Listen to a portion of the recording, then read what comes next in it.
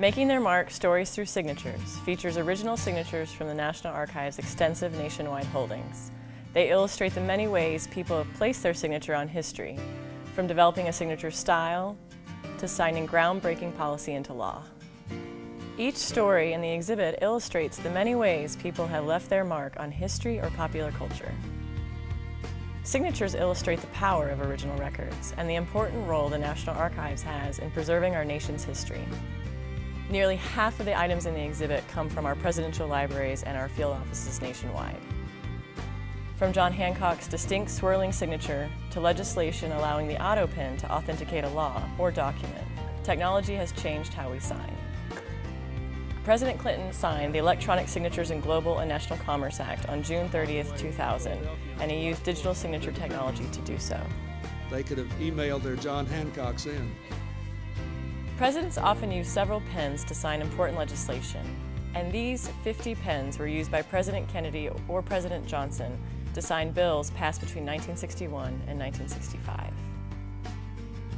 After the New York Giants won their 4th Super Bowl in 2012, the team and coaches presented this autographed football to President Obama. The LA Lakers signed this shirt and presented it to President Reagan in 1988, and it is signed by team members including Magic Johnson and Kareem Abdul-Jabbar. Michael Jackson, the king of pop, patented this shoe so he could perform his gravity-defying dance moves on stage. A signature can be many things. Beyond written signatures, there are examples of signature style. These boots are a signature item, coming from the George H.W. Bush Presidential Library Museum. The boots were given to President Bush by bootmaker Tony Lama. Just a few years after the successful introduction of Mickey Mouse, this rarely seen illustration is an exhibit from a copyright infringement lawsuit that Walt Disney filed against a company who created a copycat mouse named Milton. In 1937, Richard Nixon submitted this application to be a special agent in the FBI. It wasn't until Nixon was Vice President of the United States that he learned what happened. Director of the FBI, J. Edgar Hoover, told him that he had been accepted, but due to budget cuts, his appointment was held back.